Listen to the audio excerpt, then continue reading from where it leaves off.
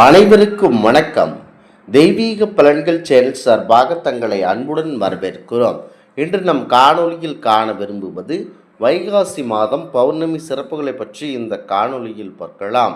வாருங்கள் காணொளிக்கு செல்லலாம். மறக்காமல் ஒரு சப்ஸ்கிரைப் செய்யவும். வைகாசி மாத பௌர்ணமியானது மிகவும் சிறப்பு மிக்கது. வைகாசி மாத பௌர்ணமி ஆன்மீக ரீதியாகவும் மற்றும் ஜோதிட சாஸ்திர ரீதியாகவும் மிகுந்த முக்கியத்துவம் வாய்ந்தது. இந்நாளில் வரும் விசாக நட்சத்திரம் வைகாசி விசாகம் என்றும் புத்த மதத்தினால் புத்த பூர்ணிமா என்றும் கொண்டாடப்படுகிறது. தமிழ் கடவுளாம் முருகப்பெருமான் அவதரித்த திருநாளாகும். இந்த நாள் விரதமிருந்து முருகப்பெருமானை வழிபட்டால் குழந்தை வாக்கியம், கல்வியறிவு மற்றும் சகல சம்பத்துகளும் கண்டிப்பாக கிடைக்கும். கௌதம புத்தர் அவதரித்ததும் போதி மரத்தடியில் ஞானம் பெற்றதும் முக்தி அடைந்ததும் இந்த நாளில் தானாம். பௌர்ணமி என்று சிவபெருமானுக்கு மகிழம்பூ நிறை ஆடை அணிவித்து எல் சாதம் படைத்து வழிபட்டால் அறியாமல் செய்த பாவங்கள் அனைத்தும் நம்மை விட்டு நீங்கிவிடும் என்பது ஐதீகமாகும். குடும்பத்தில் அமைதி, ஆரோக்கியம் மற்றும் நீண்ட ஆயுள் வேண்டி சிவபெருமானுக்கு ரிஷப விரதம் இருப்பது முக்கியத்துவம். காஞ்சி மகா பெரியவர் அவதரித்ததும் இந்த பௌர்ணமி நாளில்தான். இந்நாளில் தான் தியானம் மற்றும் மந்திர ஜபம் மிகுந்த நன்மைகளை கண்டிப்பாக நமக்கு தரவல்லது. இந்த நாளில் குலதெய்வ பூஜை, வழிபாடு மற்றும் சத்திய நாராயண பூஜை செய்வது வெற்றிக்கு வழிவகுத்து தரும். குடும்பத்தில் வறுமையை அகற்றி முக்கியமாக நமக்கு நன்மையை வாரி வழங்க அற்புதமானதாகும். தமிழ் மாதங்களில் இரண்டாவதாக வரும் வைகாசி மாதம் வாழ்வில் மாற்றங்களையும் ஏற்றங்களையும் தரும் மாதமாக என கருதப்படுகிறது. இந்த நாள் மாபெரும் சிறப்பு மிக்க அனைத்து விதமான நன்மைகளையும் தரக்கூடிய அற்புதம் நிறைந்த நாட்கள் வருகிறது. முக்கியமாக இந்த பௌர்ணமி நாட்களில் முக்கியத்துவம் வாய்ந்த இந்த சந்திர பகவானையும் சூரிய பகவானையும் மற்றும் நம்முடைய சிவபெருமானையும் வழிபடுவது சிறப்பம்சம். முதலாவதாக இவர்களை வழிபடுவதற்கு முன் நம்முடைய பரம்பொருள் கணபதியை வழிபட வேண்டும். அதிகாலை வேளையான பிரம்ம முகூர்த்த வேளையில் எழுந்து சுத்தபத்தமாக குளித்து முடித்து விட்டு சரியாக அவரை வழிபட வேண்டும். வைகாசி மாதம் முருகப்பெருமான் அவதரித்த மாதம் என்பதனால் இந்த மாதத்தில் வரும் பௌர்ணமியும் விசாக நட்சத்திரம் இணையும் வைகாசி விசாக நாளில் திருவண்ணாமலையில் கிரிவலம் வந்து வழிபடுவது பல மடங்கு அதிக பலன்களை தர வல்லது.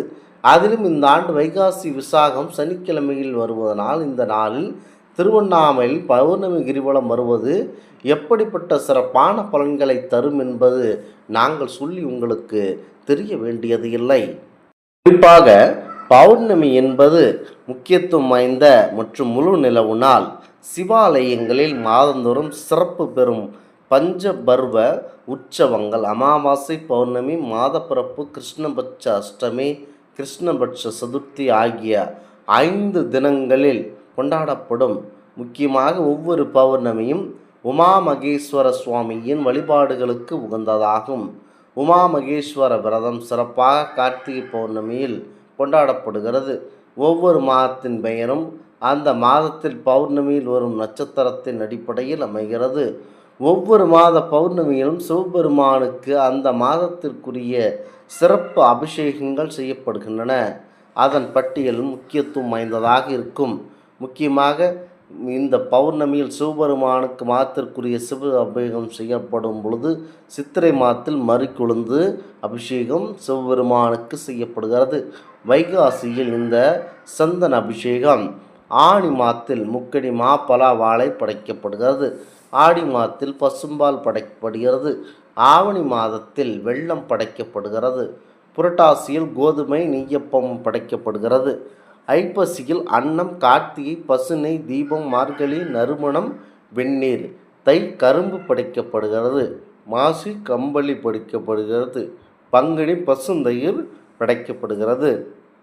பொதுவாக சிவபெருமானுடைய ஆலயங்களில் பிரம்மோற்சவம் பௌர்ணமியில் உச்சகட்ட விழா அமைவதெல்லாம் செய்யப்படுகிறது. திருவண்ணாமலையில் திருக்கார்த்திகை தீபம் பௌர்ணமியோடு இணைந்து வருகிறது. ஒவ்வொரு மாதம் பௌர்ணமியில் கிரிவலம் செல்வது வழக்கம் சிறப்பாக கொண்டாடப்படுகிறது. இந்த முக்கியத்துவம் அடிப்படையில் மலைக்கோயில்கள் பலவற்றில் அண்ணாமலையாரை இணைத்து இவ்வாறு கிரிவலம் செல்லலாம். முக்கியமாக பௌர்ணமி நாட்களில் ஆன்மீக சக்தி அதிகமாக இருப்பதனால் முக்கியமாக அதற்கு அந்த நாளில்தான் நீங்கள் பௌர்ணமியில் கிரிவலம் செல்ல வேண்டும். பௌர்ணமி தினத்தில் விரதமிருந்து அம்பாள், பெருமாள் அல்லது சிவபெருமானை வழிபடுவது மன அமைதியை தரும் மற்றும் கிரிவலம் வருதல், தானம் செய்தல் போன்ற செயல்களால் சகல சம்பத்துகளும் நிறைந்த செல்வமும் காரிய சித்தியும் நமக்கு உண்டாகும் என்பது ஐதீகமாகும். முக்கியமாக முழு நிலவின் பிரகாசமான ஒளி மன அழுத்தம், கவலைகளை நீக்கி நேர்மறை ஆற்றலை அதிகரிக்கும். முக்கியமாக சுமங்கலி பெண்கள் விரதம் இருந்து வழிபட மங்கள பாக்கியம் நிலைக்கும். கன்னி பெண்களுக்கு விரைவில் திருமணம் கைகூடும். லக்ஷ்மி தேவி வழிபட வீட்டில் தன தானியம் மற்றும் அனைத்தும் பெருகும். முக்கியமாக பௌர்ணமி என்று அதிகாலையில் நீராடி உபவாசம் அதாவது விரதம் இருந்து மாலையில் விளக்கேற்றி வழிபட வேண்டும். திருவண்ணாமலை போன்ற சக்தி மிகுந்த மலைத்தலங்களில் கிரிவலம் செல்வது பிரபஞ்ச ஆற்றலை நமக்கு பெற்றுத்தரும்.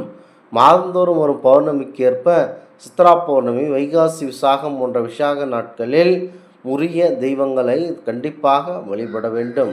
முக்கியமாக பௌர்ணமி நாட்களில் அனைவரும் வழிபட வேண்டிய முக்கிய தெய்வமாக பரம்பொருள் விநாயகப் பெருமானும் முருகப்பெருமானும் இருக்கிறார்கள்.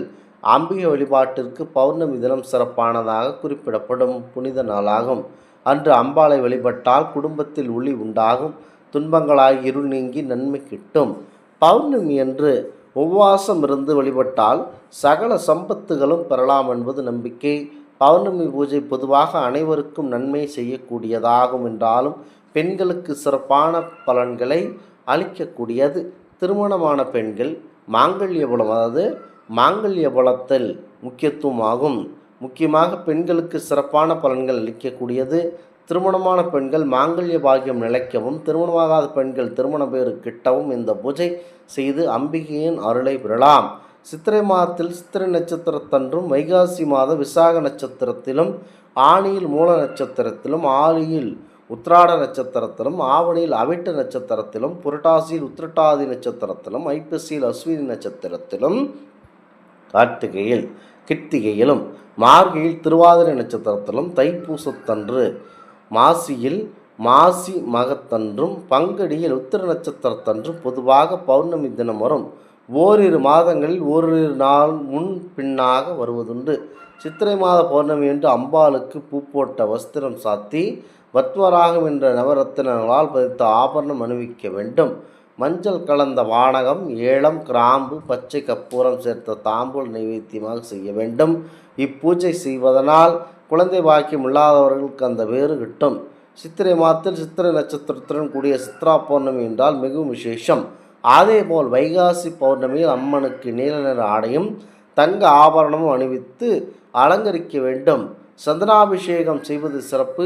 எலுமிச்சை சாதம், சீரகம், சர்க்கரையும் கலந்த சாதம், விளாம்பழம் இவற்றை அம்பிகைக்கு படைத்து வழிபட வேண்டும். இந்த ஆன்மீக தகவல் உங்களுக்கு பிடித்து இருந்தால் தெய்வீக பலன்கள் சேனலை கண்டிப்பாக சப்ஸ்கிரைப் செய்து கொள்ளவும். மீண்டும் ஒரு நல்லதொரு காணொலியில் உங்களை சந்திக்கிறோம். நன்றி, வணக்கம்.